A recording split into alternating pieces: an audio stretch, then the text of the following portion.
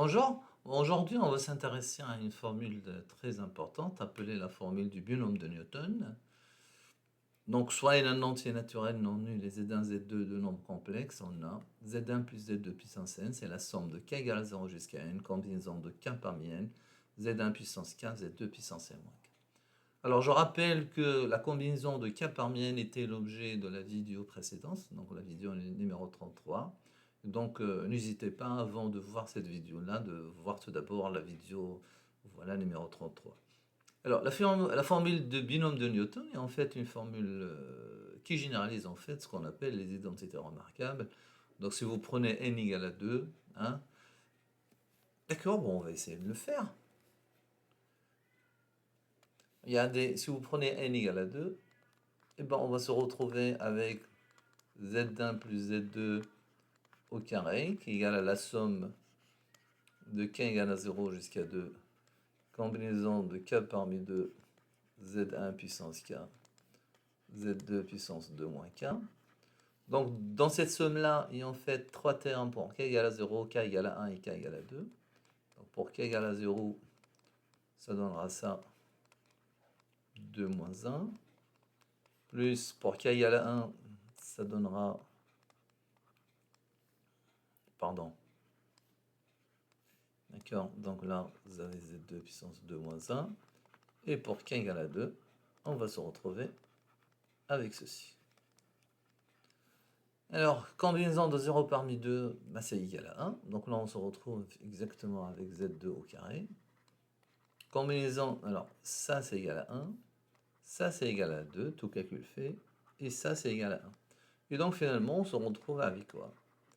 Avec l'identité remarquable que tout le monde connaît, Z1 plus Z2 au carré égale à Z1 au carré plus 2 fois Z1 Z2 plus Z2 au carré. Donc en fait, la formule du binôme de Newton est une généralisation de l'identité remarquable A plus B au carré. Voilà. Alors ce qui nous intéresse ici, c'est surtout la démonstration qui est un peu délicate pour les élèves de maths experts et qui est au programme dans le bulletin officiel. Il est écrit noir sur blanc qu'il faut faire cette démonstration-là. Et à la fin, on va voir des petites applications simples voilà, pour utiliser cette formule. D'accord. Alors la démonstration, ça se fait par récurrence. Alors preuve par récurrence sur n. Alors l'initialisation, alors pour n égale à 1, alors le premier membre c'est égal à Z1 plus Z2, alors que le second membre pour n égale à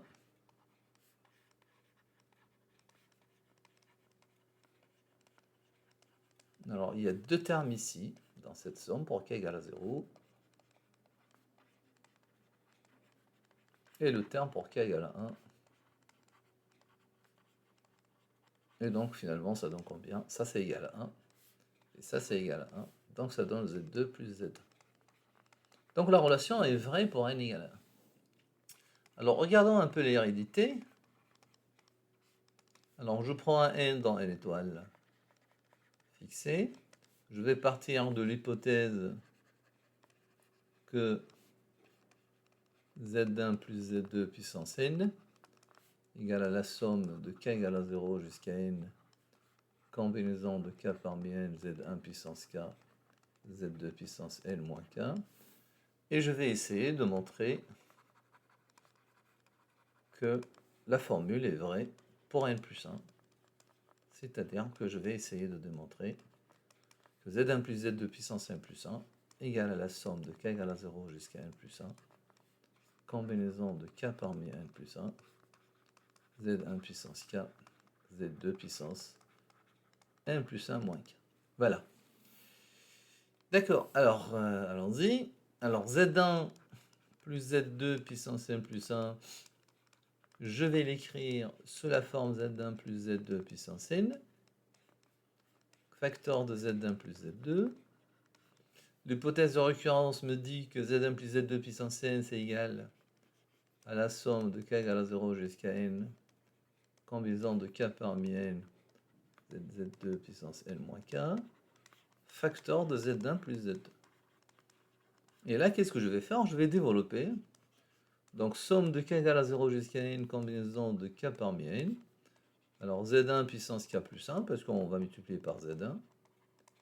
D'accord? Plus somme de k égale à 0 jusqu'à n, combinaison de k parmi n, z1 puissance k, z2 puissance n plus 1 moins k, parce que là, on a multiplié par z. D'accord. Alors là, je vais essayer de faire, dans celle-là, dans la première somme, un changement de variable, i égale à k plus 1. Donc finalement, regardez comment je vais faire pour faire le changement de variable. Alors quand k égale à 0, vous avez i qui est égal à 1. Mais quand k égale à n, vous avez le i qui est égal à n plus 1. Alors l'ancienne variable dans la formule doit disparaître pour donner naissance à la au nouvel indice. Donc là, le k, il sera remplacé par i-1. Et donc i-1n, donc z puissance i, et là vous avez z2, n moins i moins 1, plus l'autre somme qui reste inchangée. Alors qu'est-ce que j'y gagne? J'y gagne quelque chose de très important, à savoir, j'ai ces éléments-là, regardez, z, voilà, et celui-là, qui sont en fait en commun. Et donc là, j'ai l'idée en fait de factoriser par ce terme-là. Sauf que là, j'ai un souci.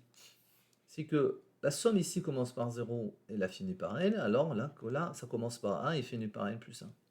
Mais il y a quand même des termes qui sont en commun. Donc de 1 à n, c'est en commun. Alors, je vais écrire le terme de la première somme pour i égale à n plus 1. Ça va donner combinaison de n parmi n, z1, pardon, là c'est un z1, puissance n plus 1, z2 puissance 0, plus la somme de k égale à 1 jusqu'à n, i moins 1 parmi n, z1 puissance i, z2 puissance n plus 1 moins i.